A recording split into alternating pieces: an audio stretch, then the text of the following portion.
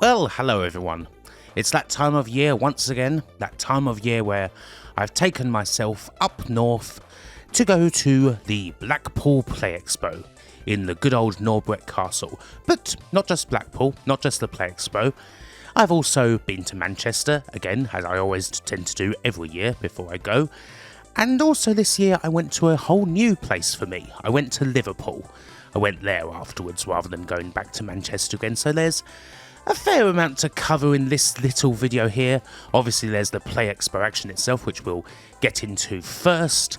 There's various things that I did in both Manchester and Liverpool, including getting to see someone who is something of an hero to me. So yes, plenty to do. As I say, probably best to start with the Blackpool action first. And I'm sure you're all dying to know, just how is the old girl? How is the old Norbreck? And well, it's still standing, which is always a positive point. To be honest, not too much had really changed compared to last year.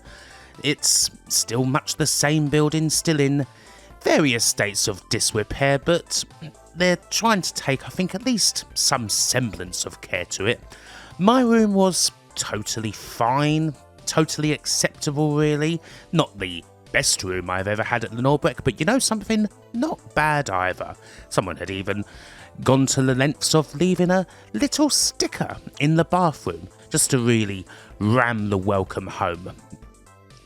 As for the event itself, of course, it was wonderful. Always wonderful to see good old people again, old friends who, you know, this is the only chance I really get to see a lot of these people.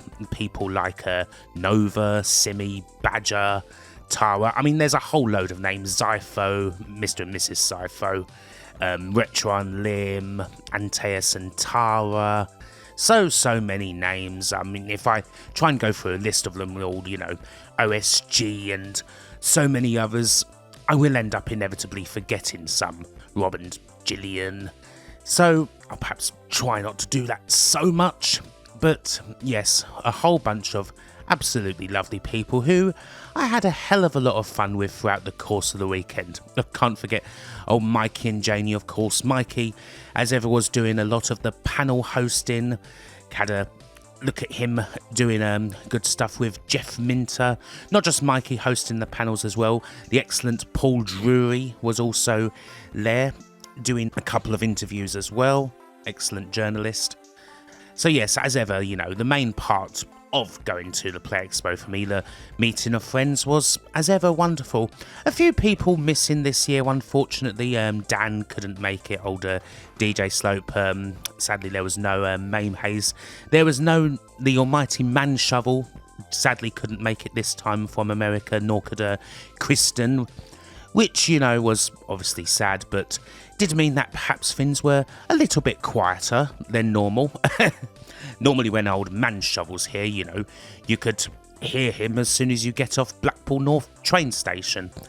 Andrea and that sadly could not make it as well from Ireland, but I'm sure that they will be back next year.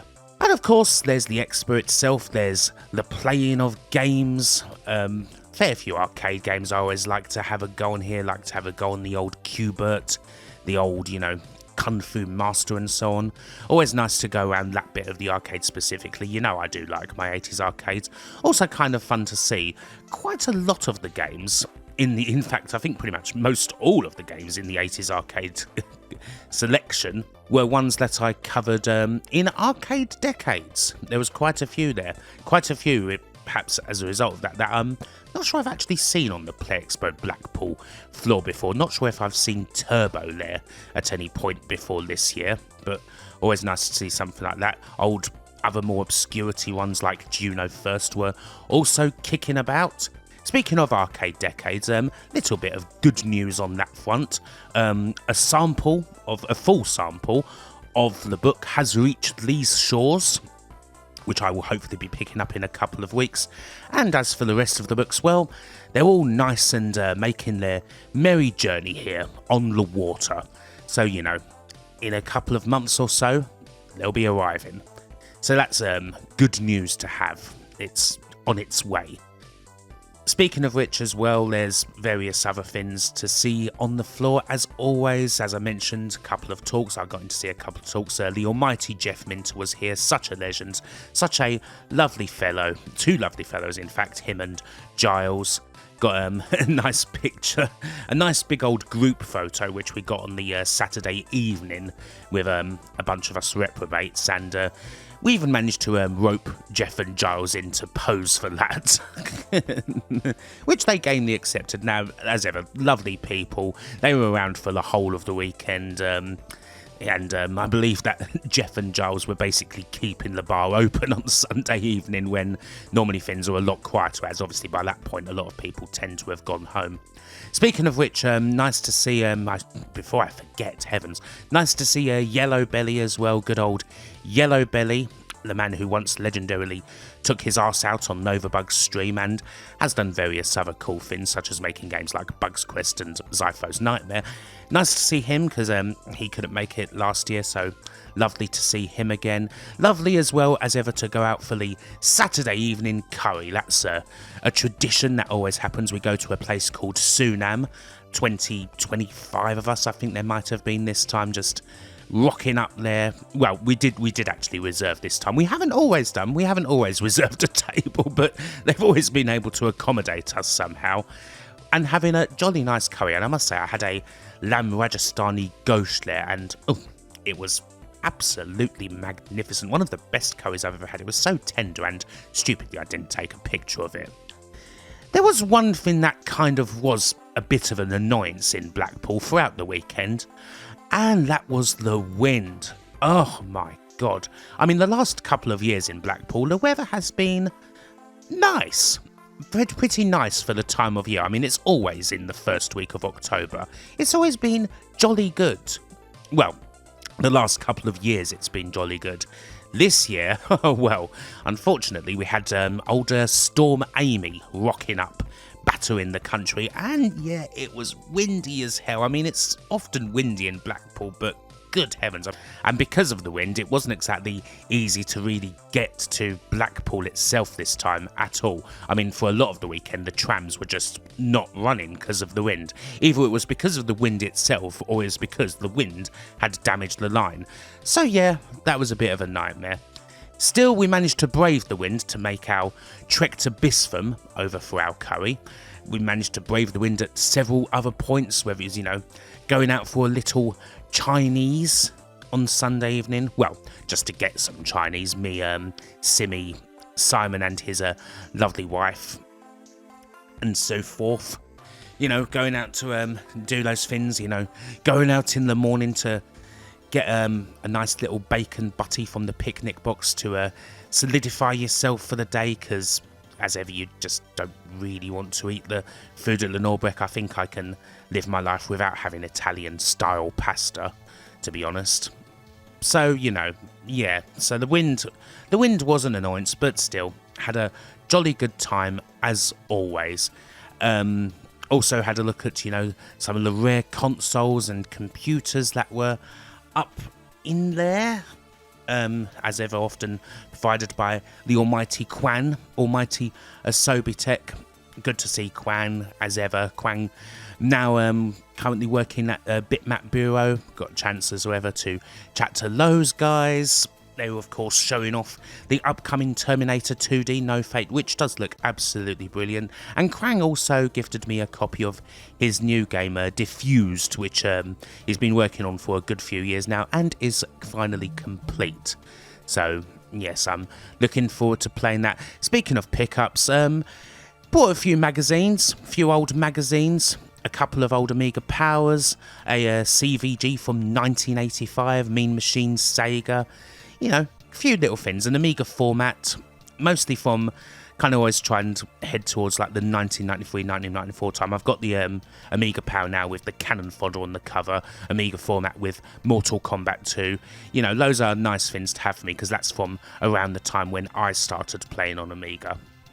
So yes, managed to pick up a few of those little things. So yeah, no, it was an absolutely fantastic weekend. Again, just lots of good chatting, really. Chatting with other people as well. Games You Loved was there. Kin Monkey on a retro tip. good folks, all around excellent eggs. So yes, Play Expo Blackpool, as ever, wonderful time. Shame I didn't get to see too much of Blackpool itself this year, just because it was too much of a pain in the arse just getting anywhere because of the freaking wind. But yeah, as ever, I had a great time. So to various other places that I went. I was out up north for 9 days in the end, quite a bit of time. But then I haven't really been out that much this year. I've been kind of just staying in Southend. So it was nice to get up north and have a extended trip away. So Manchester, obviously I've done Manchester a few times before now. I mean, I've often done a video that mainly concentrates on bars and clubs and that. I mean, I didn't do so much of the filming of that this time because you've seen a lot of them. I mean, I went to a lot of my usual haunts, but a couple of places that I went to that I hadn't been to before. I had not yet been to the John Rylands Library. What a wonderful place that is. One of the most beautiful buildings in the whole of Manchester. A lovely old library. I mean, if you're looking for old books, you've certainly come to the right place if you go for that. Incredibly well preserved, incredibly well maintained building. Really one of those sites that, you just have to take a moment just to appreciate, just have a sit down and just take a look around. I mean, I did a little bit of filming in there, of course, but yeah, no. Sometimes with places like you just, let your eyes do the looking and just take it in. No, wonderful stuff. A great, preservation job of so much old work and so much history of printing, history of books that goes back hundreds, thousands of years, in fact. But probably the main thing that I did in Manchester this time, and this was a very fortunate thing for me to do, I must say, my first night there, I went to see a gig. And I went to see a gig that was the legend, the iconic for me, absolutely amazing Peter Hammill. Peter Hammill of Van der Graaf Generator and solo work. Played in Manchester as part of a short free gig tour, played in Edinburgh, Manchester and then London. And I got to see him. At the last minute, I went on a site called Twickets and managed to get a ticket, which I did not expect to be able to, but I certainly leapt like a dog confronted with some meat at the opportunity. He was incredible. It was at the Royal Northern College of Music, so a lovely venue for it, a quite intimate venue. It was just him, a piano and a guitar, and his voice. I mean, the man's 76 years old. He played for about an hour and a half, played about 15 songs, switching from piano to guitar. His voice, I mean, if you're familiar with the works of Van der Graaf Generator and Peter Hammill as a solo artist, his voice is an incredibly powerful instrument, one of those things that just makes the hair stand up on the back of your neck. And it was still in utterly full force when he was playing songs like The Lie, Modern, Still Life, of course, which he played at the end, Time to Burn, Comfortable, Time for a Change, Don't Tell Me, which he opened with. Oh my goodness. It was possibly the best gig I've ever been to, or certainly high up there, and such a privilege to see this incredible man, a man who's been this wonderful artist for almost nearly 60 years now. I mean, Van der Graaf Generator formed in 69, I want to say, was when their first album, Aerosol Grey Machine, came out. He is one of those, I mean, it's not a concert for whooping and hollowing, because he's just playing these songs and every molecule of you is standing to attention. There is no way to escape, the emotional intensity. Wonderful performer, wonderful lyricist, and the voice. I mean, he was once described as having a Jimi Hendrix vocal cords, the Jimi Hendrix of the voice, and you can kind of see that with how he goes about it. He was amazing. If you have the chance yourself to see Peter Hammill, and I mean, I don't know, no one knows how many chances we have of seeing legends like this. Legends who really are not as appreciated as they should be, I feel, in their lifetime. Then you must do it. If you don't know the works of Peter Hammill and Van de Graaff Generator, it's something that I implore you to check out, whether it's going to the Van de Graaff albums such as Pawn Hearts, H to He Who Am the Only One is probably the best one to start with there. And I mean, Peter Hamill's solo works, I mean, that can be quite intimidating because he must have, what, 40 albums?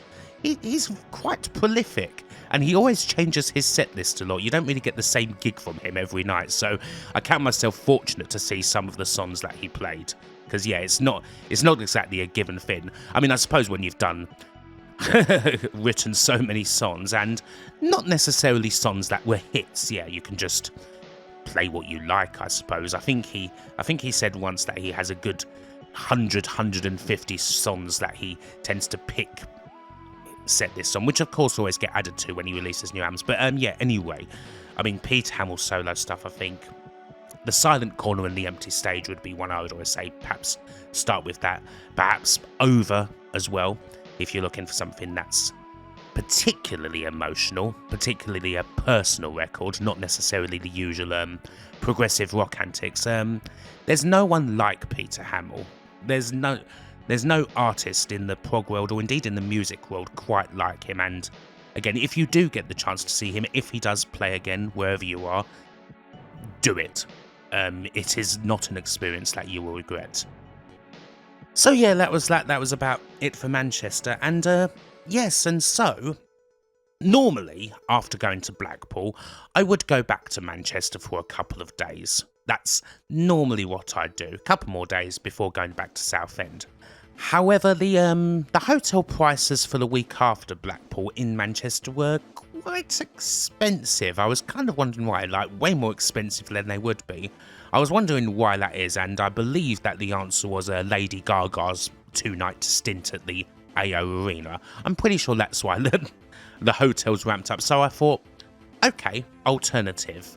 I've always wanted to go to Liverpool. I've never been there before, so I'll book a couple of days there. 2 days, which eventually turned out to be 4, because I absolutely loved it there. My first time being to Liverpool.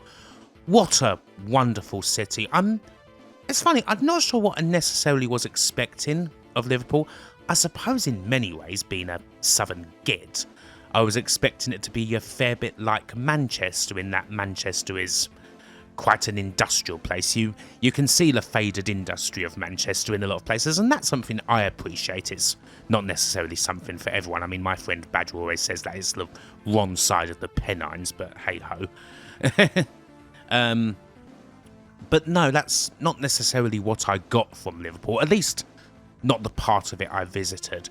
Some absolutely amazing, just beautiful buildings there all around you. Beautiful, like Victorian, Georgian work. I mean, as soon as you get out of Lime Street Station, and you're almost greeted with a what's the word? I mean, you have St George's building on one side, which is this incredible thing, and you've got a more modern like display on the other. It's like kind of takes you back as soon as you get out the station. And of course, there's a lot of other places to visit. Obviously, you've got a lot of the Beatles history, incredible amount of music history. Obviously, if you go around, Matthew Street, obviously that's something, especially if it's the first time you've been there. You've got to go around Matthew Street, got to go into the Theatre place there, got to, have a look into the Cavern, have a look into Eric's, and various other cool little pubs that are around there. It's a nice street to go down to. Obviously, take a picture with various statues that kick around, whether it's Cilla Black, Ursula, who's there, Billy Fury, who's on the Albert Docks, and of course the Beatles themselves, who are a little further down on the docks. Speaking of the Albert Docks, again, another absolute must-visit place in Liverpool. I didn't really take too many videos when I was there, unfortunately.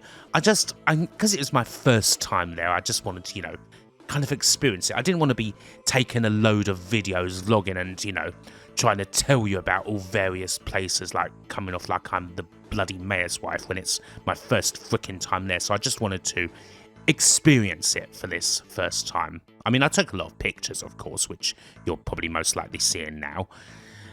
yeah, no, it was wonderful. And of course, great nightlife as well. Nightlife cannot be faulted. Lots of pubs, lots of good old pubs actually. Good old git pubs serving good old git ale is what I would classify, at least in the place where I was. I was close to the docks, close to the Cavern Quarter.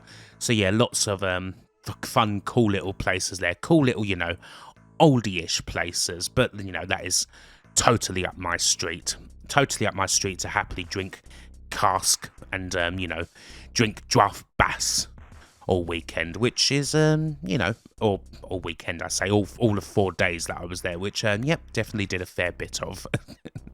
And, good eats as well. Good eats! Sound like bloody eating with Todd. But yeah, lovely little bit of food here and there. I definitely recommend Castro's as a good place. That was right near my Travelodge, literally 2 minutes away. They did some amazing bocadillos, some very nice sandwiches, very busy a lot of the time, especially around lunch, but worth waiting for. Susu's New Orleans Kitchen was probably my favourite food place. That's in an Irish pub, a really nice Irish pub called Molly Malone's, and they did an absolutely wonderful jambalaya, very nice Cajun jambalaya. That, so yeah, highly recommend those places, and coffee as well. Lovelock's, I think, was probably my favourite of the coffee shops. But yeah, a lot of my time was spent sightseeing, going to places like the Walker Gallery, the Museum of Liverpool. Walker Gallery actually has a really nice collection of art, and again, so many of these places are housed in incredible buildings. Going to St Luke's bombed out church as well, which sadly wasn't open at the time. I mean, it is a bombed out church, as the title of the place suggests. It was sadly hit by bombs during World War II. But yeah, nice to see some of the little exhibits that you could at least get to see through the fences. I do believe it is open a few days of the week, but unfortunately it wasn't at the time I was there. Yeah, no, I absolutely loved Liverpool. I feel like, yeah, as I say, there's a lot there, and I think I managed to cover a bit of it, but I definitely don't think I managed to cover all of it. So I will definitely be back there. I can't wait to get back. Hopefully, sometime next year, whether it's around Play Expo weekend or at some other time, we shall see. I mean, I know obviously as well there's places like Arcane's there, which is a very nice big arcade, and places like that have more gaming interest. But yeah, no, it was a wunderbar. And so yeah, that's about it for my little Play Expo Blackpool stroke Manchester stroke Liverpool vlog, the annual trip. As I say, I haven't been out too much this year, haven't really had the opportunity to, so it was nice to do so. It was nice to get away for 9 days, get away from Southend, get up north, and just enjoy, see friends, and as I said earlier as well, have an opportunity to see one of my all-time favourite artists. So I think, yeah, and see a whole new city, and love a whole new city, another wonderful place to go to. So yeah, I think, in all honesty, I can count those 9 days as a pretty damn good trip indeed. Definitely a successful result. Anyway, hopefully you've enjoyed this rambling little trip up through my pictures, this freaking photo album that your granny shows you and all that. And yeah, I shall see you next time for some other sort of video where I will be covering 80s arcade games or something to do with the Amiga or whatever. The usual Kim Justice Finn, basically. Anyway, thank you very much, and I will see you guys next time. Bye for now.